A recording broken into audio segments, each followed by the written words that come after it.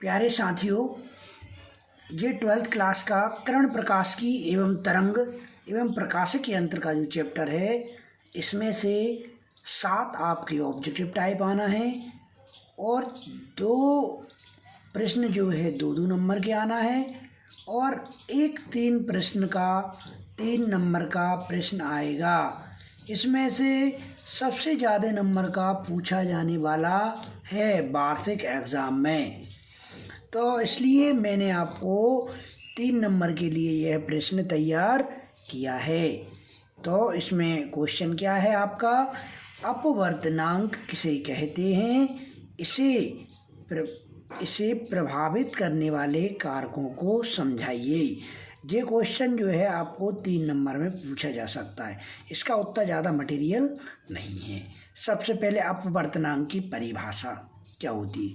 किन्हीं भी 2 माध्यमों के युग्म के लिए, किन्हीं भी 2 माध्यम हो सकते हैं, जैसे मान के चलिए सघन माध्यम और विरल माध्यम, या जल या कांच, तो ये क्या हो गया, युग्म हो गया है ना। किन्हीं भी 2 माध्यमों के युग्म के लिए आपतन कोण की ज्या तथा अपवर्तन कोण की ज्या का अनुपात एक नियतांक होता है, जिसे माध्यम का अपवर्तनांक कहते हैं। इसे अक्षर म्यू के द्वारा व्यक्त करते हैं। अब क्या होगा, अपवर्तन को आपतन कोण की ज्या मतलब साइन आई और अपवर्तन कोण की ज्या मतलब साइन आर। आपतन कोण की ज्या क्या है आपकी, साइन आई, और अपवर्तन कोण की ज्या है साइन आर। साइन आई और साइन आर का जो अनुपात है वो एक नियतांक होता है, इसे म्यू के द्वारा व्यक्त करते हैं। इसे स्नेल का नियम भी कहते हैं। तो ये अपवर्तनांक की परिभाषा है आपकी। अब आप आगे देखिए, आगे का भाग आधा भाग हो गया आपका, आधा भाग देखिए। अपवर्तनांक को प्रभावित करने वाले कारक। नंबर 1, माध्यम के जोड़े की प्रकृति पर, माध्यम के जोड़े की प्रकृति पर निर्भर करता है अपवर्तनांक। नंबर ये आपका क्या होता है, माध्यम के जोड़े की प्रकृति पर निर्भर करता है। विरल माध्यम के सापेक्ष सघन माध्यम का अपवर्तनांक 1 से अधिक होता है, जबकि सघन माध्यम के सापेक्ष विरल माध्यम का जो अपवर्तनांक होता है वो 1 से कम होता है।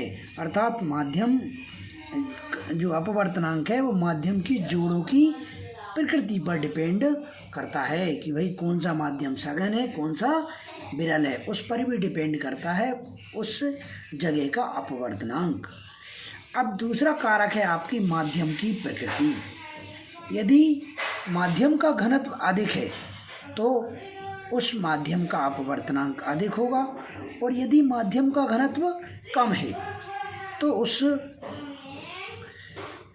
जगह का जो घनत्व है या उस स्थान का घनत्व जो है, उस स्थान का अपवर्तनांक है वो क्या होगा, कम होगा। अधिक घनत्व वाले माध्यम का अपवर्तनांक अधिक होता है तथा कम घनत्व वाले माध्यम का अपवर्तनांक कम होता है। अर्थात जो अपवर्तनांक होता है वो घनत्व के अनुक्रमानुपाती होता है। कुल मिला के माध्यम के घनत्व के अनुक्रमानुपाती होता है। नंबर 3, माध्यम के ताप पर।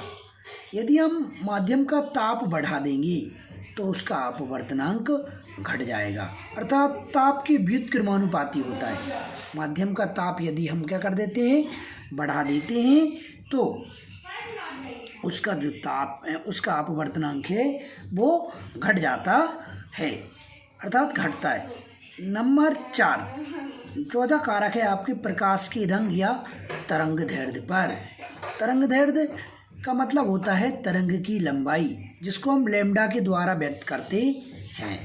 तो इसमें आपतित प्रकाश की तरंग दैर्ध्य बढ़ने पर माध्यम का अपवर्तनांक घटता है।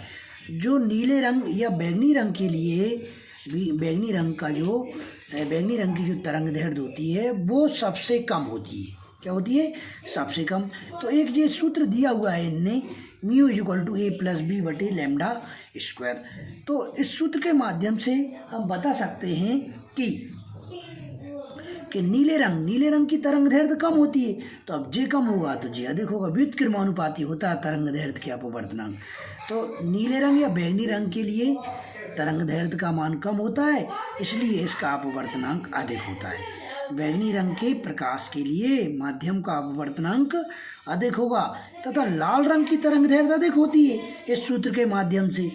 तो लाल रंग की तरंग दैर्ध्य अधिक होती है तो इसका अपवर्तनांक कम हो जाएगा। ठीक है, लाल रंग के प्रकाश के लिए माध्यम का अपवर्तनांक कम होता है, इसकी तरंग दैर्ध्य अधिक हो जाती है तो माध्यम का अपवर्तनांक कम हो जाता है। थैंक यू दोस्तों।